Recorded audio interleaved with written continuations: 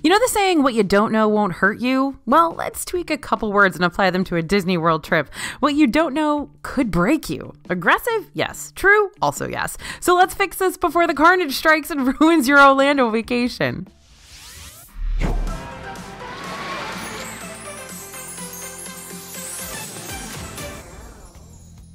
Hey everybody, it's AJ for Disney Food Blog. All the King's horses and all the King's men might not have been able to put Humpty Dumpty together again after his big break, but I refuse to let the same thing happen to you. Disney World can be quite the money pit, as is, but if you're not careful, you might start throwing money to the mouse for items and experiences that don't make sense.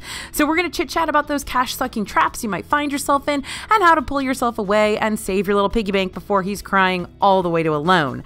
I'm scrambling my nursery rhymes together. Don't mind me. So let's talk about some major ways to throw away cash in Disney World. The first one is not using a single discount, not a single one. Not using a discount to save money on your Disney World trip is like reading a storybook without your glasses when you obviously need them. You're making things a lot harder than it needs to be.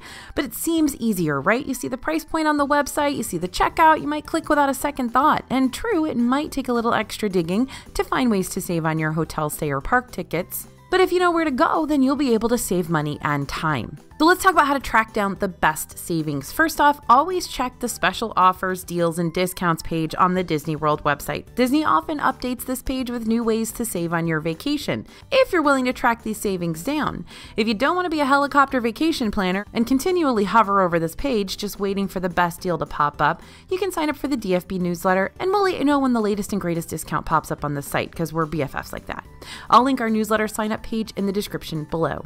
If you've partnered with a vacation planner like our buddies over at Small World Vacations who are super cool and really knowledgeable about this stuff, your travel agent can apply discounts for you, saving you the trouble of having to apply them yourself. Also, watch out for those unattached discounts. Now, what do I mean unattached? Disney likes to show you what you can save on their special offers. You're going to have to directly apply it to your booking in order to make that deal a reality. When you find the Disney World hotel room that screams out to you, pick me, make sure to physically select the promotion available before proceeding to the checkout. And don't settle on the first discount you see. You may have to scroll through a few to find which one will give you the best deal for the type of trip you're planning to take. And if you find a better deal after you book your room, don't sweat it. You can always apply discounts to your existing reservations. Just head to the My Reservations tab on the My Disney Experience app, tap Change Reservation, and follow the prompts from there to apply your savings. If it's too hard, too confusing, don't worry about it. Just call Disney and talk to the representative there, and they should be able to apply the discount to your already booked vacation. And if they can't, they might be able to cancel your already booked vacation and rebook it with the new discount. So there's lots of potential things they can do to help out. Now, you think we can make a stay in Orlando cheaper? Sure, but will it come at a different cost? Possibly, which is why this next point is so important. Should you stay at a Good Neighbor hotel because it's cheaper? The Princess and the Pea might have been able to wake up when she felt a pea under all those mattresses. But I guarantee you, after a full day in the parks, a bulldozer could be hiding out under my mattress and I would not feel a thing. I am out like a light because I'm exhausted. So being able to get back to my room as quickly as possible so I can crash hard is super important for me. But another factor I find super important when it comes to picking the best resort stay possible is not draining the bank account, which is why Disney's Good Neighbor hotels are a decent alternative to staying in a Disney-owned hotel. Usually. Now, usually in this instance is just another word for but, right? So why are these resorts usually good alternatives and not always great alternatives? Well, there's a lot to love about the Good Neighbor hotels. They're often cheaper and still get you pretty close to the parks with many of the same benefits like the early theme park entry and the complimentary transportation service. But not every Good Neighbor hotel offers these benefits. So here's the sneaky side of Good Neighbor hotels. There are over 40 Good Neighbor hotels around the Orlando area, and out of the 40, there are only a few that'll actually get you that early theme park entry benefit. We're going to put them up on the screen right here for you. And out of that list, the only ones that offer extended evening hours for the parks, just like Disney World's deluxe resorts, are the Swan and Dolphin, the Swan Reserve, and the Four Seasons. Now, as far as transportation to the parks is concerned, not every Good Neighbor hotel will offer it complimentary. Sometimes you'll have to pay an extra fee to access those limited shuttles. And on top of that, you may still have to pay to park your car overnight at these places, much like you would at the Disney World hotels. Plus, if the hotel's far enough away from the parks, you might find yourself having to drive or grab a rideshare daily, especially if you miss a window of opportunity to get a shuttle from your hotel, which could be the case for a few of these hotels because they don't run as frequently. So escaping that hotel money pit might be a bit trickier than you thought. Even if the majority of your resort money isn't going directly to Disney and you're potentially saving money on your hotel room, you could still wind up shoveling a good chunk of money somewhere else to make up for the lack of perks you're getting. So once again, this becomes a measuring game. In general, those Good Neighbor hotels will save money for your stay, but make sure they're not going to tack sneaky extra costs elsewhere. Remember, time is money. Study up on the different Good Neighbor hotel offerings. They're listed on the Disney World website. There's 40 options. You're going to stumble on one that fits your budget and expected benefits. And of course, as you know, we always recommend the Swan and Dolphin and the Swan Reserve. Those are excellent hotels. They are very high quality, very high end. They're owned and run by Marriott. They're right on property. You can walk to 2 parks from those hotels. They have great dining. They're some of my favorite hotels on property. So if you're looking for a little bit less expensive way to get all the perks and a deluxe resort accommodation with walking distance to the parks, those are good ones to look at. Now, this is an interesting way for Disney World to be a money pit. Let's talk about food. Here on DFB and on our social channels and our blog, we try to give you the most honest review we possibly can about the food items that we try, because you know we go and we try every single thing that comes to Disney World to eat. But a lot of times on social media, you will see a lot of food hyped up, sometimes because people are getting paid to hype it up, sometimes because maybe people have different tastes than you do, and they hype something up. So it just is a must get, and you go and spend a super huge chunk of money on overhyped food. Now, there's a difference between being an adventurous eater and being a I'm ordering this item based off of looks and looks alone eater. A lot of Disney food is made to look fabulous in pictures. That's what Disney wants to accomplish. They want you to scroll through social media and say, oh, I want that. I'm going to go to this place for that specifically, whether it's made with flavors you're going to vibe with or not. Bria's got a funny example for you that brings it home. Hey everyone, Bria here. I just wanted to pop in because this point directly attacks me. No, seriously. For example, I love Moana, like love her. She is fierce and I want to be her. So I really wanted to get her specialty cupcake when I was at Disney's Polynesian Village Resort the other day. But that cupcake is made with toasted coconut mousse filling and coconut flakes, and I can't stand coconut. Seriously, I think it tastes like suntan lotion. So how funny is it that I literally had to convince myself to not buy the Moana cupcake just because Moana was on it? It's like when I was a kid and I wanted to get the sugary breakfast cereals, even though I knew I'd never finish them just because I wanted that prize inside. Okay, back to AJ. So before you give in to temptation and buy something simply for the novelty or appearance of it, make sure to study up on the ingredients and determine if the price point is really going to be worth it or not. That's a big reason why we do what we do here on DFB. We go through and try all of this stuff, popular or not, to give you honest reviews of our first impression and our second impression and sometimes even our third impression.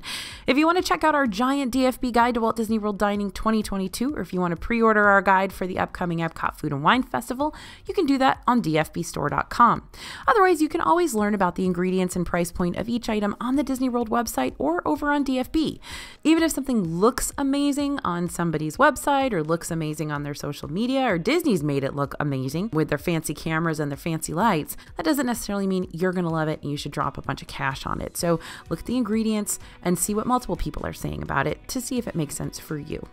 Okay, now there have been a lot of changes at Disney World, and a lot of those changes are very expensive. One of them, of course, is Genie Plus. Picture this. It's your first Disney World trip. Someone tells you, oh, you need to get Disney Genie Plus for Magic Kingdom for $15 per person. That way you can bypass those main ride queues and get to the front of the lines way faster. And you go, sweet, that sounds great. So you purchase it for your entire group for the day. And then what? Hold up. You can start making Lightning Lane reservations at 7 a.m. even when the park's not open yet. And you can only make one reservation at a time, and you can't choose the exact return time you prefer, and Seven Dwarfs Mine Train isn't an option. What is this tomfoolery? Okay, the Disney Genie tool does a lot of things, but one thing it doesn't do is everything for you. So it's really important to study up. Are you tired of me saying that yet? I'm sorry, but it's true. There's a lot of research that goes into a Disney vacation. That's why you're here. That's why you're watching DFB Guide. But if you want a more visual representation of how Genie Plus works, we've got a free printable on our website. You can pack in your park bag. I'll link it with the description. And next, you got to decide if it's worth the extra cost. You don't have to purchase Genie Plus to ride the rides. You just have to pace your day to prepare for potentially long waits in case they spike up in the afternoon. But if you do decide to purchase Genie Plus, do a little research. Watch our Genie Plus videos, get all the tips, and understand the best way to use it.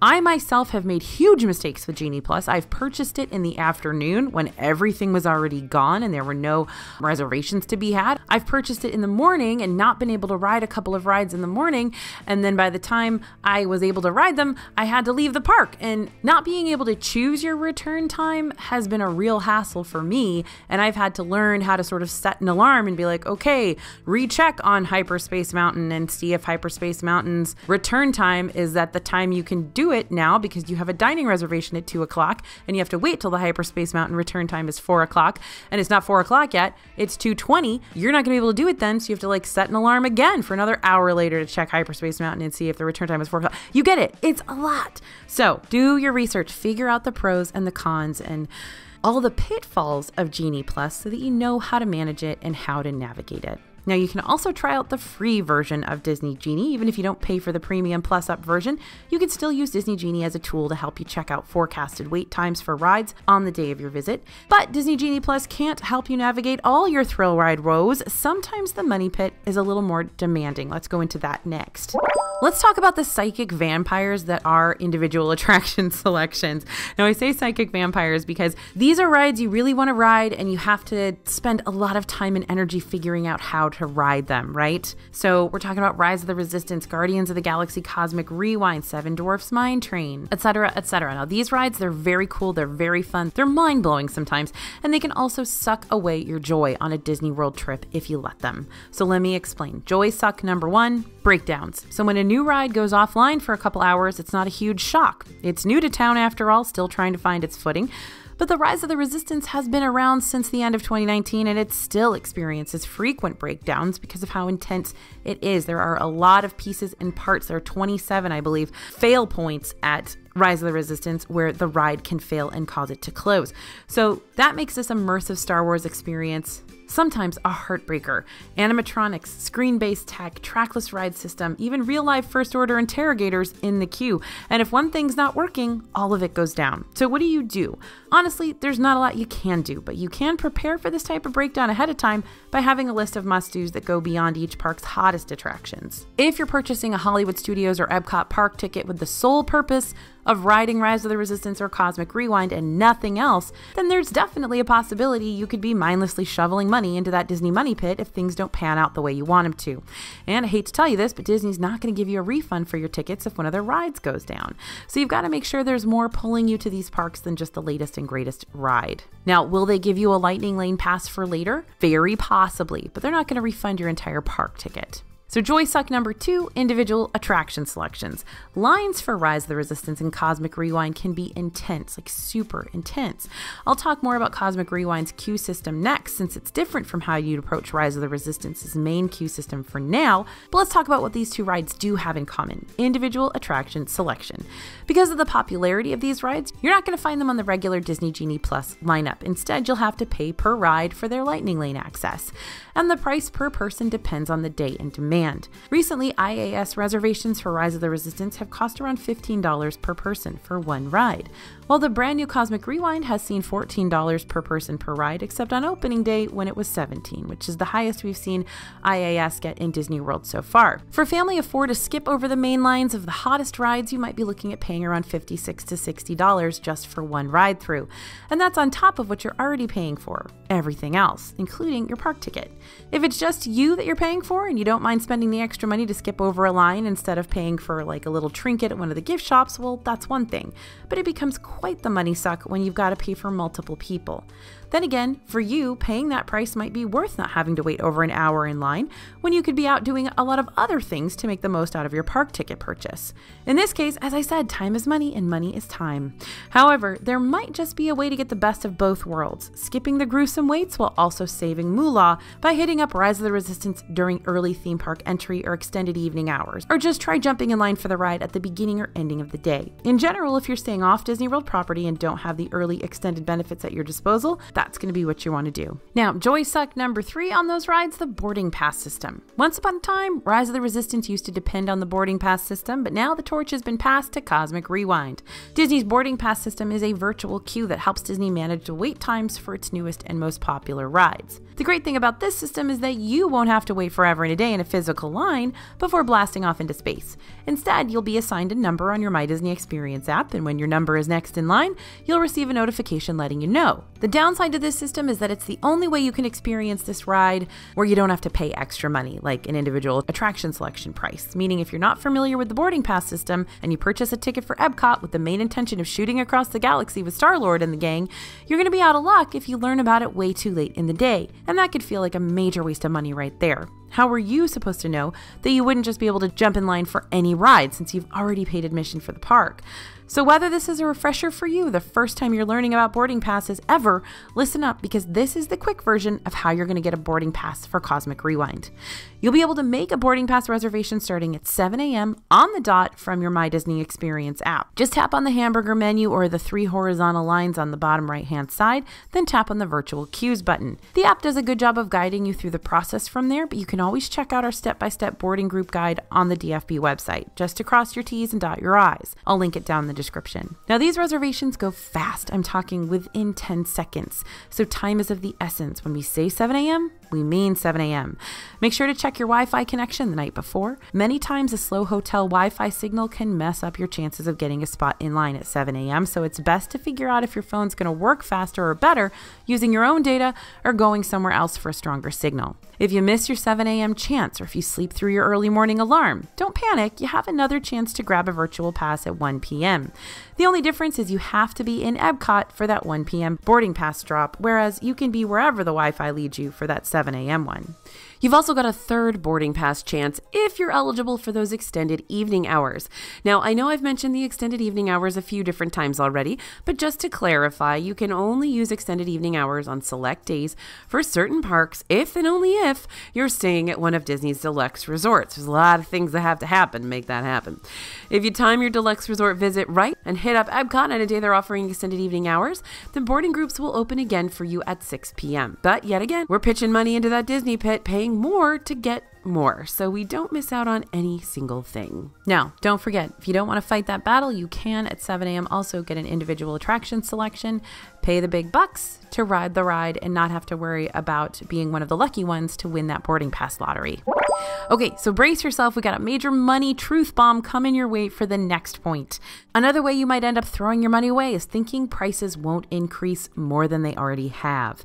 Every story's got to have a villain, and in the story of us trying to avoid a cash-sucking void, price increases have definitely become worthy antagonists. No price range is guaranteed when it comes to a Disney vacation. Hotel prices change, ticket prices change, food, merchandise, parking, premium experiences, all of those prices fluctuate, and some of them fluctuate daily. Can you imagine if Disney switched up all food prices daily? Every trip would be a game of roulette. They don't do that luckily, but some prices do fluctuate daily. In recent years, we've noticed most of the price increases happen for the less surge-worthy items around the beginning months of the new year. So like Happy New Year, everything's more expensive. This year, ticket prices went up ever so subtly come February, and in a less than subtle manner, hundreds of food prices increased mid-January. I'll link the full list of increases in the description below because going through all of them would probably take longer than standing in line for Rise of the Resistance midday, maybe. Why does this happen? Well, a mixture of reasons, but as CEO Bob Chapek put it, the main reason for the price increases right now is demand. As attendance goes up and demand goes up, prices go up. But many guests continue to meet, reluctantly or not, these price hikes. Disney says jump and guests say how high. Though you can usually get a good idea of how much you're going to spend during your Disney World vacation, it's important to over budget, just in case a price hike or sneaky tacked on price pops up on any of your bills. If you're budgeting for your trip and notice that this Disney money pit you're donating to is starting to feel more like a money void that'll threaten to break you, I've got 2 main suggestions. Number 1, find places to cut back. Can you pack a lunch one day instead of paying for another table service? Do you have to budget $50 for souvenirs, or will half of that suffice? Are there any extra experiences you've added to your bill that aren't necessary to having a successful Disney World trip? Can you skip a park this time around? Suggestion 2, don't do it. Seriously, don't feel like you have to budget for a Disney World vacation. This year, if it's going to stress you out financially, take a year or two to budget for the trip you really want to take instead of forcing yourself to go when money's already tight. Disney's still going to be there, and yeah, prices increase each year, but even when they do increase, you can still be in a better position to afford that future trip by saving for a little bit longer. It can be a bummer, but lots of families do it and they survive. So Disney World is going to be expensive. It's going to take you saving up, budgeting ahead of time, and being so conscious of what you're spending your dollars on. But if you can resist the pull of the money pit when throwing money towards yet another Disney-fied experience really doesn't make sense, you and your piggy bank will have a chance of living happily ever after. So hopefully this has helped. There's lots of places where you can potentially throw your money down the drain in Disney World, but we've shared a bunch of tips and tricks that will hopefully keep you on the right side of your budget. Now, we've got lots of other budgeting videos. We've got lots of other videos that offer you pros and cons on hotels, some of the more expensive restaurants, etc. So definitely go check those out. You guys know our goal here at Disney Food Blog is to make sure that you have honest, unbiased reviews of this stuff. We tell you our personal experiences with things, whether we thought it was too expensive or if we thought it was a good deal. And the truth is that your specific circumstances really do matter. So figure out your budget ahead of time and make the choices that are going to make you the least stressed out when you actually have to pay that bill. Thanks for listening, everybody. Thanks for watching. As always, this is AJ for Disney Food Blog, and we'll see you real soon.